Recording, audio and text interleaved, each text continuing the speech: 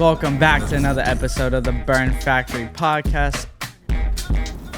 What is up, guys? Welcome back to another episode of the Burn Factory Podcast. I'm your host, Priest, joined by my co-host, my brother, the one and only Phoenix. Say what's up to the camera. What's up, y'all? This is called the Burn Factory for a reason. I was literally caught on fire. 50% chance to live. But through that, I started this podcast because I believe every single person out there on this planet goes through a burn moment somewhere in their life. You heard Priest say burn moment. So a burn moment is a super hard time in someone's life that they just have to fight to get through to be where they are today. And me and Priest believe that every single person go through burn moments every single day that truly get them to where they are today. But Priest, what a guest we have today. I've been so excited all week, looking forward to this podcast. But today we have a household name. Early in his career, you may have seen him on Saved by the Bell as A.C. Slater. You can catch him on the daily on the entertainment show Access. He has his own radio show called On with Mario Lopez. And there isn't a time when I walk into a hotel room and you are not on the TV. But what is most amazing to Priest and I is how athletic he is. He's in the Wrestling Hall of Fame. He is a purple belt in Brazilian Jiu-Jitsu and has hands that can knock out anyone in this room. Very true. So please welcome Mario Lopez. Hey, gentlemen.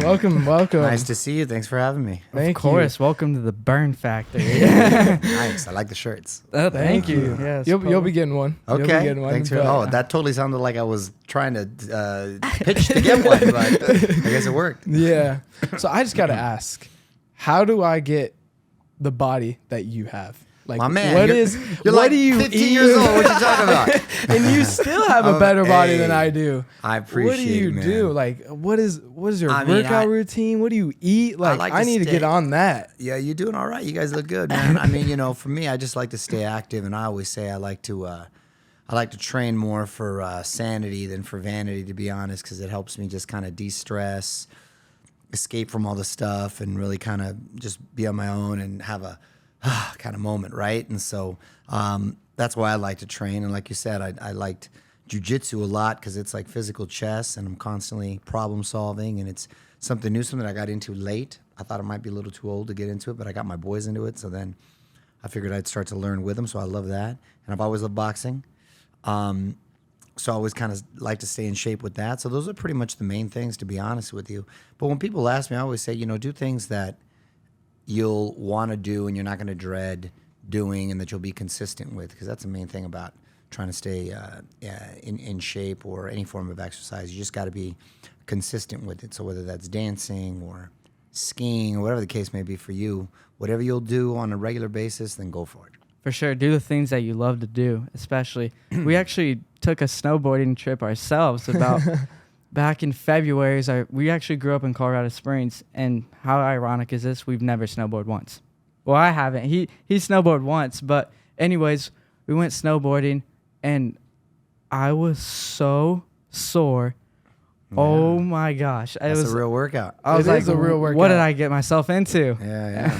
So anyways. Have you ever been skiing or snowboarding? I haven't. I didn't grow up. I grew up in Chula Vista down in South San Diego. Okay, I didn't even see snow until I was like in my 20s or something. So I never been, but it looks fun.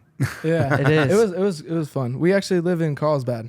Oh, so okay. we're right there in San Diego. There you go. All Nice kind of area close right right there. Yeah, nice. Yeah, we love it. We live on a golf course. It's fun. Do you golf at all? There you go. You Messing get out around. there? I have a golf tournament. Oh, okay. When's Ironically, and I'm not even a big golfer, but it's to benefit St. Joseph's Children's Hospital, where my kids were born, and it's for a good it's for a good cause. So I got myself involved. Or they asked me, and I was like, I really don't golf. And they're like, you don't need to. But once I got in, I became aware of what the cause was for. Then I was happy to sign on. Yeah. Oh, nice. That actually relates to kind of me. Through my burn, I actually started a foundation myself, the Priest James Foundation. Oh, good for you. And I actually install putting greens at hospitals because whenever I was in the hospital, I'll kind of talk about this a little bit later on, but I had my dad go get my putter because I'm a big golfer, and I put 3 balls into a glass jar, and I was feeling depressed at the time, but slowly but surely it started putting a smile on my face, and I was like, why not build a putting green for these hospitals where people can go out, get a nice like whiff of fresh Fresh air, air, yeah. and Good for let you, all the man. stress go away. So Yeah, nice. That's very cool. thank you, I appreciate it. All But that's right. super cool that you do have a Yeah, golf yeah. tournament. So it's cool. Exactly. You gotta, try to give back. Exactly. Yeah. For sure. Eventually, we got to do a golf tournament for your foundation. Yeah. Yeah. Oh my There gosh. go, Maybe you have to especially come you're out a for real that. Golfer. You're a Yeah. real golfer. So okay. I want to be able to play. Sadly though, because I might win. There you go. But all right, Mario. So on the show, we use the acronym BURN. So each letter is a different time in your life. So we're going to kick things off with B. B stands for beginning. So kind of take us back to your childhood, maybe middle school, high school days. Were there any like burn moments that you had to overcome that ultimately got you to where you are today?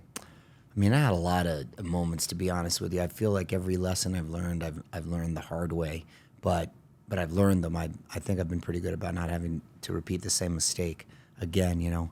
I grew up in a border town. The neighborhood was a tough neighborhood, Chula Vista. I love it, but a world of difference from LA, even though it's only a couple hours south.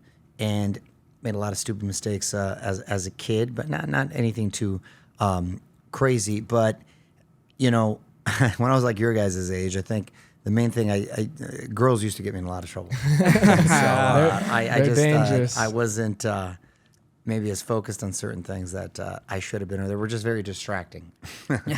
But as I got older, I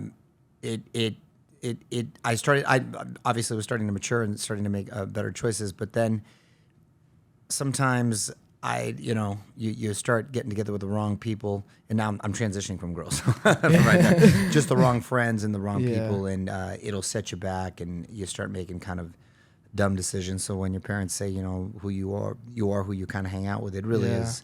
It sort of infiltrates your mind and your time and consumes you and stuff. So, I mean, as far as one particular moment, it's just, it was tough kind of being a former child actor and kind of transitioning as an adult. And there was a lot of lulls and hitting a lot of walls. And, there was certain moments where as a kid and trying to balance, because I moved when I was 18 out to L.A. and live on my own and thinking I maybe had it figured out and trying to make it all work. It was hard to kind of get it together. So once I realized, wow, I'm kind of running out of money, and what am I going to do? And people were kind of looking at me as maybe just like a former kid actor, and it was tough. And I was a little removed because I had opportunities to kind of wrestle in college, but those had gone now. So that was sort of like my come to Jesus moment. And I realized, what, there are no rules. After like some soul searching and talking to some people, I just said, there are no rules. I'm going to try to do as many different things as I can to expose myself to different things. So not just maybe focus on acting, whether it's hosting or singing and dancing and getting into the radio space. And I started just to kind of create my own, try to hustle and create my own opportunities. There was no social media back then and no YouTube, which I think is a lot easier now for kids to kind of create content. And so there was nothing like that. So I had to just kind of get on the phone, try to get in front of people. And then little by little, I started to kind of make things happen and start to get busy, and then realize I'm not going to ever kind of rest on my laurels or try to think things are going to just kind of happen or people are going to make things happen for me. I think you have to, as a young guy, take control of your own destiny. So I don't know if it was necessarily a burn moment. It was sort of a hit in the wall moment. But, and along the way, still made stupid choices. So I had a lot of those more burn moments like that where, again, I had to learn, but always seemed to bounce back. Yeah, but it truly helps you to where you are today. Oh, you take all of those experiences. I don't take it for granted, and I don't ever think I've made it now, even though, knock on wood, I'm busier than I've ever been. I still have maintained that hustler mentality. Do you think you'll ever have that moment where you're like, wow, I made it? I don't like to think that, because then, I think I've had the moment, okay, I'm not going to starve to death. But the, no, I've made it moment, I don't want to, because then I feel, you feel like you've lost that edge. Or, listen, everything can go away just like that, especially in this business. Everything's a temp job. Everything can go away. I'm always kind of like saving for a rainy day, and now I have a family and I have other responsibilities other than myself. So, the hustler mode just kind of went next level. So I never want to think that. I don't want to lose the edge. For sure. Even going back to your high school days, you actually got second place in CIF in wrestling. No, I won first in CIF in wrestling. Oh, and you the did? State, I said, yes, I won that. So, yeah. Okay. But When I was growing up, like I was doing a bunch of different things where people might just focus on their sport for the whole year. If I wasn't wrestling, then I was acting. If I wasn't doing that, then I was doing a dance thing. If I wasn't doing that, then I was doing a play. So I never got to kind of fully focus on one thing. I kind of tried to do a bunch of things, which worked out well because it made me more well-rounded. But I always wonder, what if I just kind of channeled my energy towards that? Mm-hmm. So there's a little bit of a what if, but I wouldn't change anything. What made you get into wrestling at a young age? My mom put me into dancing and didn't want me getting beat up. So she wanted me to be able to defend myself, so I got into wrestling. To be honest, that's the real answer. And then all my uncles wrestled, and my cousins started wrestling, so then we all started getting into it. Yeah. Okay. Fun, so you mentioned you won CIF, but at that time, you probably were starting to develop a little bit of fame. So was it kind of difficult to wrestle while you had all these other things going on with acting, hosting, commercials, all that stuff? Other kids wanted to do was lose to some kid on TV, some Hollywood kid, what they think. But, that's not really, that's just what I do. That's not who I am. Yeah. So, they quickly found that out, and I kind of earned the respect, which kind of made it cool. Okay. Did you feel like you had a lot more, definitely, eyes on you? Like when you would go all to the time. And tournaments? now that my son's wrestling, and he's really good, he has a lot of eyes on him, and he's still young enough to realize, or to not recognize it really, which is cool. Or maybe he does, and he's just not telling me. But he sees, there's a lot of everybody, when he wrestles, everybody turns in because, they want to beat Mario Lopez's kid. And so that's sort of unfair pressure for him, but it is what it is. And so if he could deal with that, then he'll be able to deal with a lot later on in life. How old is he? He's 9. He's 9. Okay. He's 9. Well, that's these good. kids are like high level these young age now too. Yeah. That's good that you're putting him young though. Yeah, and he's been wrestling since he was 5. Wow. So He loves it though. He likes it. Yeah. Wrestling, jiu-jitsu, he does it all. Yeah. So do you think he'll go to like either combat whenever he gets older? Do you want him to go to combat? No, I just want him to be well versed. I love wrestling because it's a great individual sport. There's nobody you rely on other than yourself, and it's tough. You build a lot of character. It teaches you discipline and respect, and obviously gets you in great shape and teaches you great self-defense. So all traits you need later on in life. Yeah, seriously. Like growing up, we did judo, and it's not because So my dad actually lived at the Olympic Training Center, and he was on the Olympic team. For judo, was he? Yeah, for that's judo. Great. I love judo. I did a little bit to it with jiu-jitsu. Yeah. That's awesome. Did you guys do judo too growing up? Yes, sir. Really? Yeah, we did judo. I was actually really good. From like 6 to 9, I don't think I ever lost a match. That's awesome. And then I went to nationals in Atlanta, Georgia, and I lost my first match ever to a kid. And I was just crying and whatever, but it was a lot of fun. But did you not stick with it? I didn't. I got into football and I got into basketball and kind of these other sports. Did your dad get mad? No. He honestly, he never pushed it on me. He didn't even really want me to do it in the first place. I just remember so after he retired, he came back, and his coach, Ed Liddy, I don't know if you know Ed Liddy. It sounds familiar. He believe got bronze in the Olympics, and he's like, come back, help out. We're going to start a junior program. And I remember I was like watching these kids, and I was like, Dad, I want to do that. Like, let me do that. And then so he was like, all right. And I think I worked all my way up to blue belt. Nice. Maybe they had the half belts back then, blue, purple. Yeah. So I did that for a while, but it was always kind of like you, just learning like self-defense and use it when you need it, but kind of don't walk around with that chip on your shoulder. Like, on the contrary, it humbles you, and the quiet guys, those are the ones you got to be careful for. Yeah. Loud guys, they don't know what they're doing. Yeah, they think they do though. Yeah, exactly. They'll all buck up to you until they won't.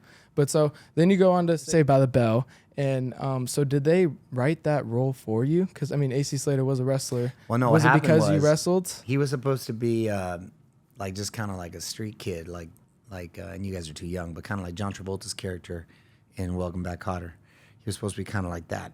He played this guy named Vinny Barbarino, who was just kind of like a street kid. So he was supposed to be like that, but what they asked us to write down all the interests that we're in hobbies that we had. So I wrote down wrestling, dancing, playing the drums, all that stuff, and then they incorporated that into the character. So it wasn't written that way. That's just what. Okay. Yeah. That's what happened. Speaking of TV shows, I've always wondered this: how hard is it to remember your lines? I guess it's different for everyone. For me, I was always pretty good at memorizing stuff, and words and stories, and I always liked acting. I liked entertainment. I fell into it, but I fell in love with it once I did. I just sucked at like math and stuff. But words I was always good at. Totally agree about the math. Oh my gosh. Numbers, no.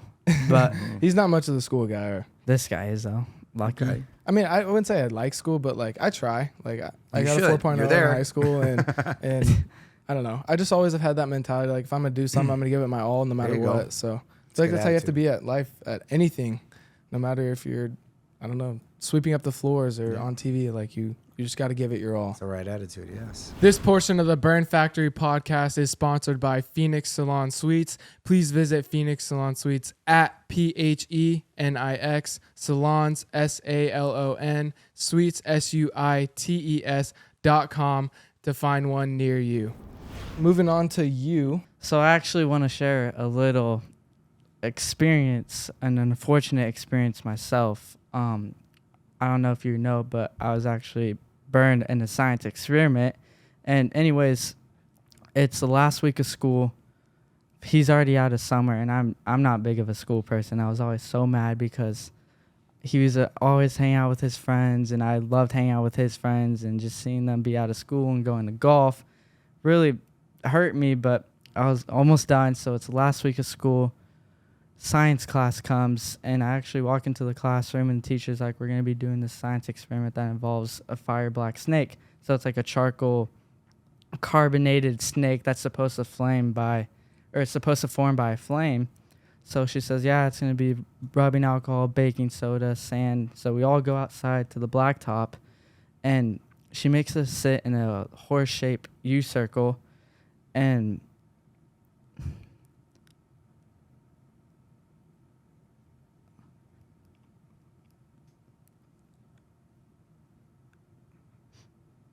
literally the next thing, it sounded like a bomb went off. And in that moment, I really thought I was going to die. Was it a tragic accident? It was, yeah. So it wasn't working, the science experiment. Yeah. And you never grab rubbing alcohol and dump it into a flame because it can burst. Yeah, who did that? The teacher. Well, that's not very... Yeah. Yeah. And What happened to her? I don't even know. Who knows? I'll never forget, because it was weird, because I had this out of body experience where I knew what happened, but I didn't know it was me. Mm. And it, literally, whenever like the explosion happened, it sounded like a bunch of little kids at a pool screaming. It was like, he's on fire, he's on fire, he's on fire. And I was sitting there like jumping and running, because I was trying to put out like the flame because my face is on fire. And she tries to come and hug me, and I like shove her off, and she's like, I'm so sorry. And I sprint to the nurse's office, and they call obviously the paramedics, and they put me in an ambulance. And the swelling started getting so bad around my neck, because I got burned on my neck and my cheek, and they were worried that I was going to cut off my circulation and breathing, because the swelling started getting super bad. And they're about ready to fight for life me, but there's no helicopters in the area, so they had to hurry up, get an ambulance, and they like drove me to UCSD hospital, which is in Hillcrest in San Diego. And one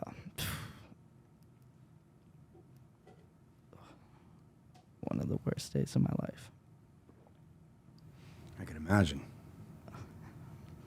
because as a 13-year-old kid, I didn't know what the future would look like.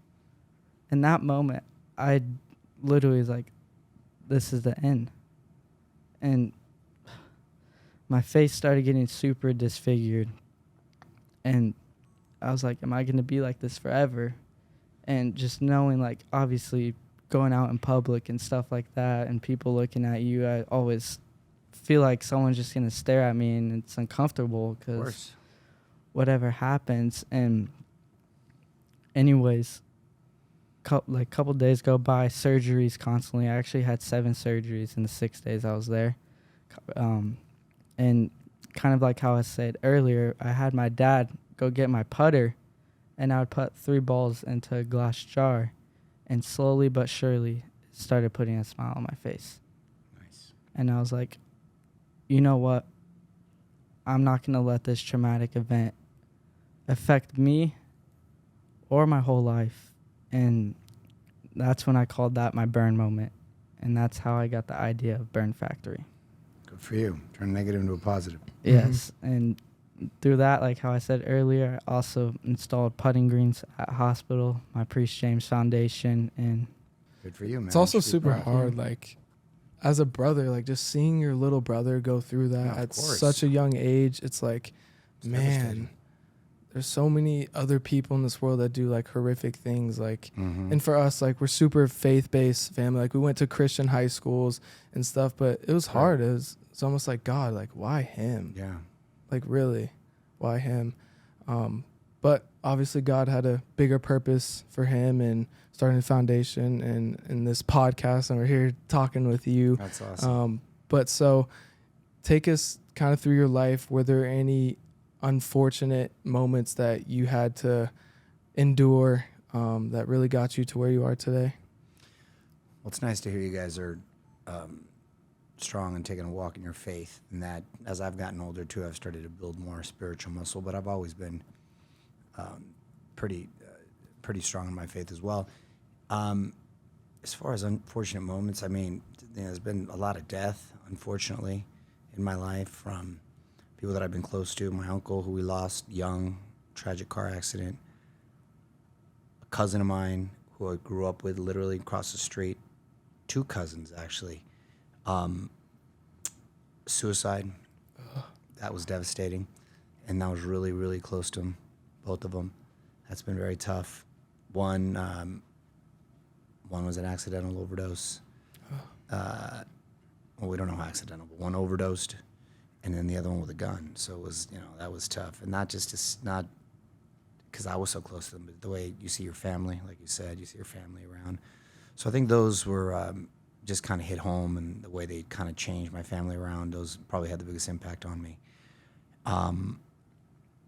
And as far as certain choices that I made post that, it just kind of puts different things in perspective, and makes you think like, yeah, why did this happen, and what could I have done, and all that. So those are probably the biggest impacts on me. Yeah, I can't imagine losing 2 of your best friends like that. How old were you? My first cousin, I was in my late 20s, maybe. I was a full-grown adult. And then my second one, I was in my 30s. So I was an adult, and I was close to all of them. So I wasn't a kid, but still a young man, and it has a big effect on you still. It really shows you how precious life is. Yeah. Like, you talk about how everything can be taken in an instant. It's instant, Your and you life don't know can be you don't know taken. what other people are going through. You don't know what struggles they may be having, or demons, because I didn't really know. Yeah. Treat every day like it's your last. Yeah, exactly. You can't take it for granted. For sure. That's like, I mean, even when I go out to the golf course and stuff, and I hit a bad drive or a bad shot, don't get mad, because I'm like, man, like, life is so much more fun than hitting a bad tee shot. Sure, like, of why would I Yeah. let that affect me? That's or- just the competitor. yeah. It is and then the competitiveness comes out, and You just Yeah. really realize how fortunate you are to be in any position you are. Mhm. Because, I mean, there's so many kids out there that would die to be able to play a sport, or are worrying about where their food is coming next. And Of so course. it's, I feel like Someone always since- has it worse. Yeah, since Mhm. that event, it's really opened my eyes, and obviously his eyes, of just like, you know what, live every day like it truly is your last day. Mhm. Because, I mean, we could walk out across the street and get hit by a car or something. So Got to give it a try. it's tough. Unfortunate Mhm. things happen, but it really builds you to who you are Mm-hmm. today. And Exactly. as much as like I'm like, why did this happen to me? I literally thank God every day it happened to me, because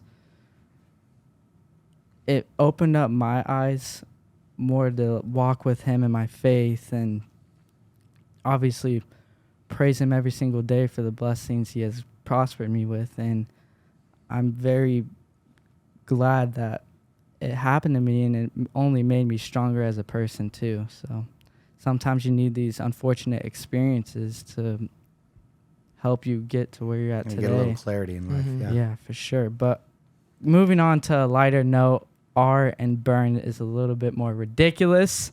So, I mean, gosh, being in the Hollywood and all the TV shows and stuff, there has to be a ridiculous moment that you're just like, wow, what just happened? Like a crazy fan comes and asks you for a photo, or you have to sign something crazy. Yeah, I mean, I got a lot of ridiculous moments, specifically with fans too. It's funny because the moms sometimes get a little wild. I had somebody follow me from San Diego to L.A.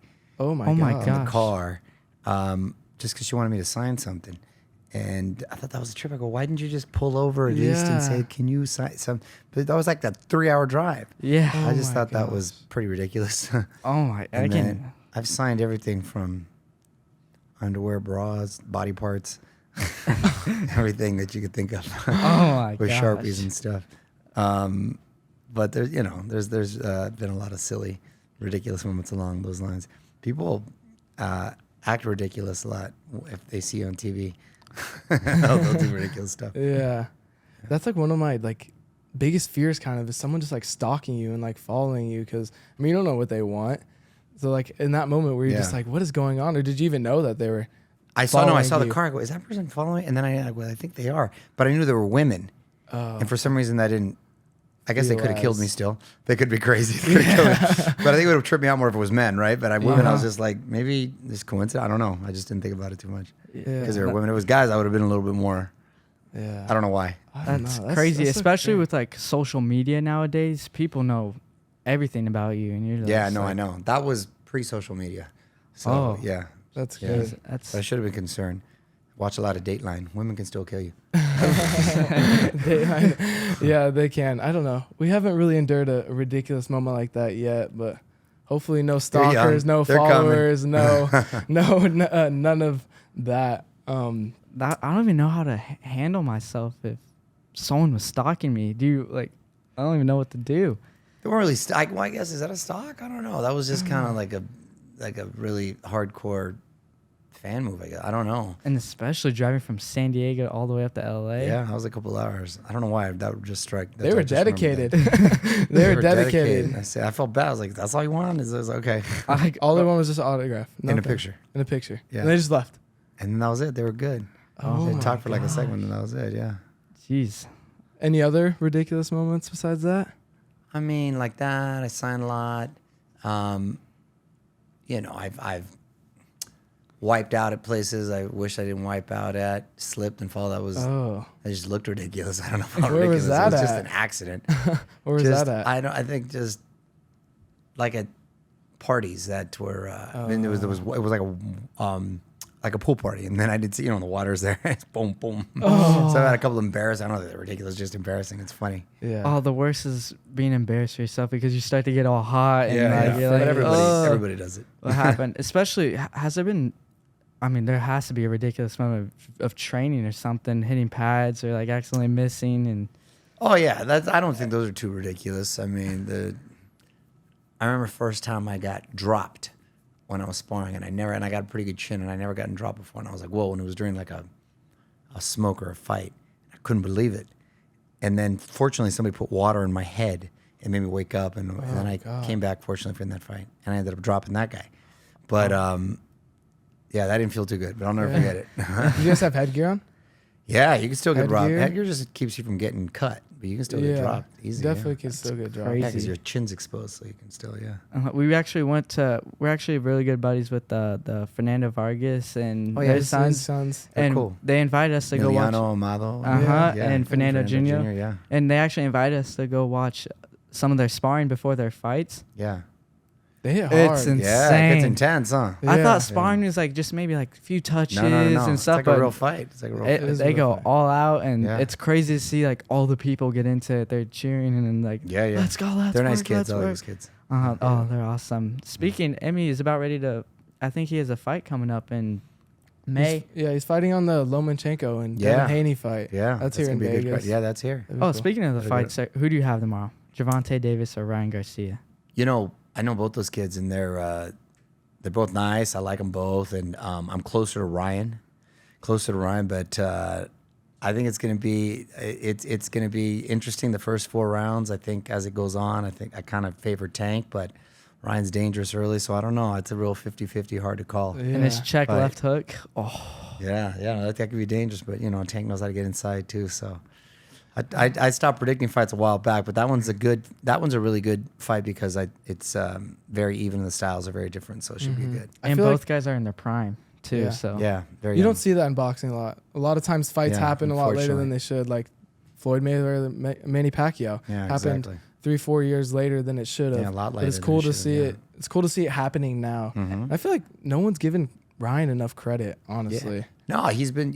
Look, he's great for the sport, and he's sort of been the first one to kind of come on the social media scene and be sort of a star. Have to deal with all that, but I think he's dealing with it well, and he's been vocal about his mental health and all that. So I think he's focused. He looks mean. I saw him last week. Yeah. He looks good. So yeah, I think he's ready. Where'd They're you both see him ready. at? I saw him at his training in Sherman Oaks. Oh, okay. Is that where you train? No, I actually went to his house because he had a little thing there, and I did an interview with him. Oh, Yeah. okay. Yeah. Okay. I So- watched the press conference actually yesterday, or this morning from yesterday, and Ryan looks good. He's Looks like, in yep, shape. I'm here. He says all the media's done. It's time to fight. They're We'll betting see. their We'll purses. see what happens. Like, it's You gonna tough. go? You think you'd go? I am gonna go. You are gonna So go? I'm gonna go to the fight. I know. yeah. We might go. We're trying to finagle some things so we can go. Okay, I feel like good luck. that's a fight that you can't miss. Like Maybe I'll see you guys there then. Yeah, for sure. Yeah, for Hopefully. sure. But so back to like the sparring thing. You spar too, though, right? To this day. Yeah. I just sparred 6 rounds the other day. I shouldn't probably at my age, Yeah. but it makes me kind of feel alive still, and I like to keep it. I like to keep the hands sharp and stuff. So Yeah. spar and boxing. I don't do it as much as I did before, but I still do it. And in jiu-jitsu, you got to spar all the time. Yeah, For sure. But it's kind of different. It's a lot less terror on your body. I feel like. Right. Well, on your head, that's for sure. Yeah, But on your your limbs, head, like yeah. my knees bothering me now and everything. Everything Oh. hurts. I'm always nursing an injury. So how many times a week do you train usually? I'll do boxing at least 2 week, and I try to do jiu-jitsu 3 times. Oh wow. Yeah, so And then Yeah. you're a purple belt in BJJ, right? Right. Brazilian Jiu-Jitsu. How hard is it to get purple? unlike the other forms of martial arts, that's the hardest. You really got to work hard and know your stuff, and a lot of times the other karate, taekwondo, and what have you. As long as you keep paying, you'll be able to kind of keep advancing. With this, you don't until you know your stuff. So Yeah. I have a great deal of respect for that sport. Do you think if the whole hosting and acting thing never came about, you'd be either a boxer or maybe an MMA? If I was younger and didn't focus, I think I could have got into it.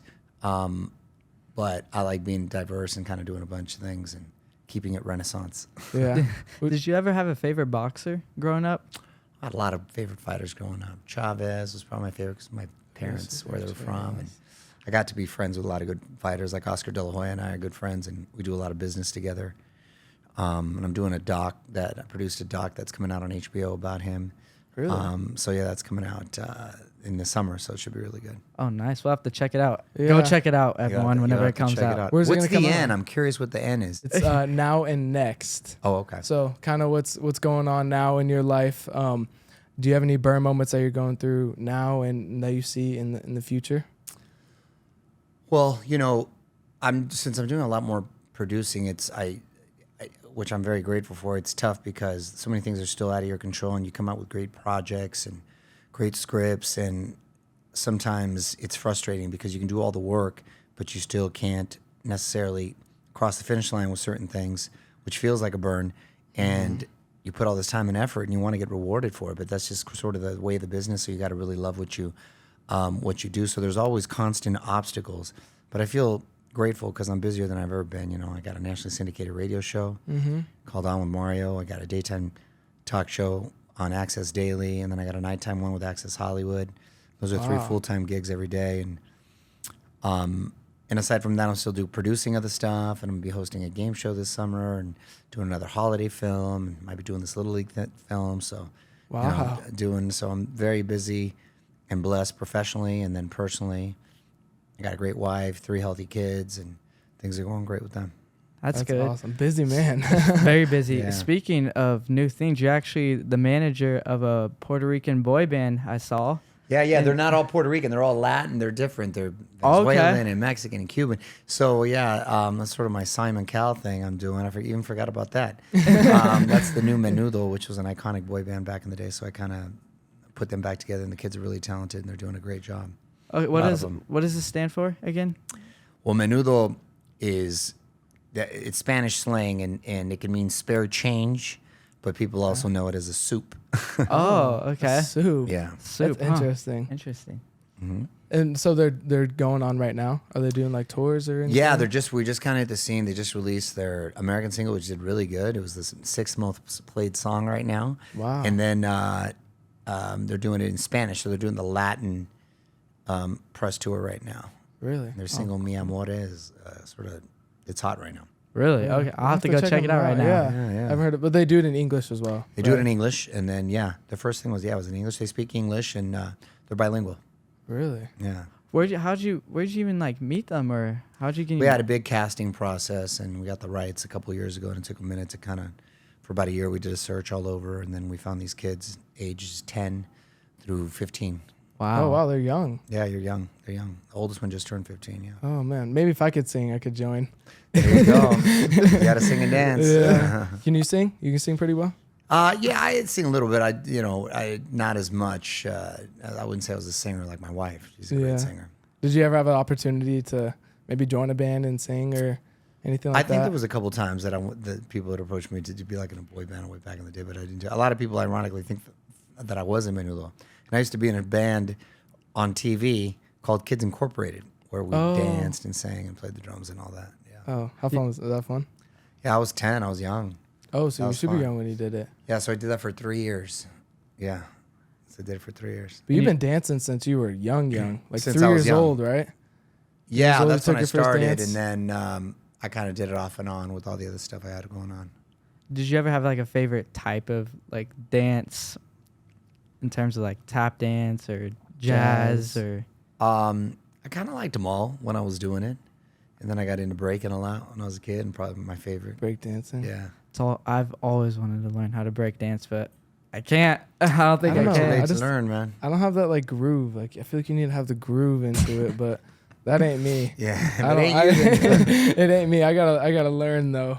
But I do gotta ask. So you are quite good friends with Dana White, and you were actually at the last UFC event. We were there, the John Jones fight. Yeah. So how did that relationship kind of become a thing?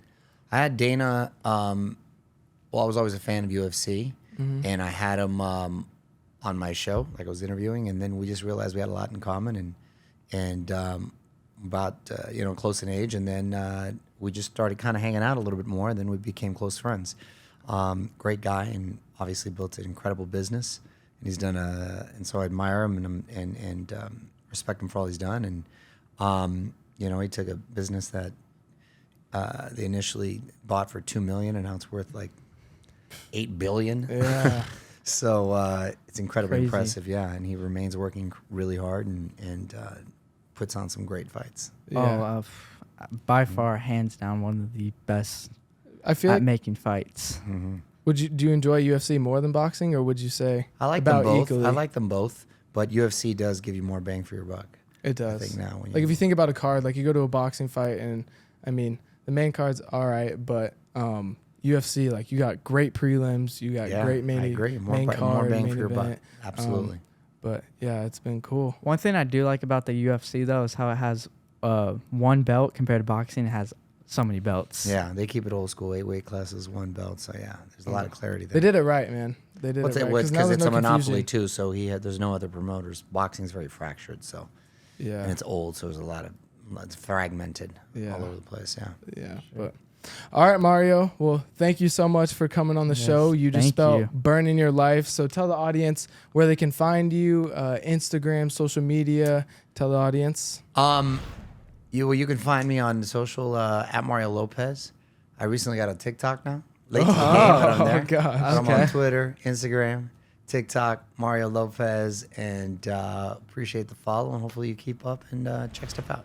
You heard the man. Go give him some love. And as a gift for coming on the podcast, Hey, I get swag now. You get You swag. swag now. Good looking out. You're asking about it. you get the Burn Factory Black Hey, Label that's good looking Edition gear right hoodie. there. I'm gonna take Here it you right now. go. Yes, I don't go want ahead, to take move it. my mic and mess up my No, shot right here. No, You're you're good. good. And only guests on the only guests on the podcast do get that. Wow, my daughter Yes. probably steal this, but Yeah. appreciate it. Thank Sure. you. And always, please visit my foundation at priestjamesfoundation.org. Again, priestjamesfoundation.org to understand why this is called the Burn Factory. And we'll see you for the next episode. Hey, Peace. Burn Factory, nice. As the podcast Burn Factory champion, I want to call out jiu-jitsu instructor who both trains me and my son, and he's gotten burned a lot lately with a lot of, especially been through it. Well, I'll let him tell you personally, professionally, the wife, the whole deal. I'm gonna call out Donnie Flowers. Donnie Donnie Flowers. Flowers. Okay, Flowers, Donnie. man. Come on the Why not? podcast. Spell burning your life.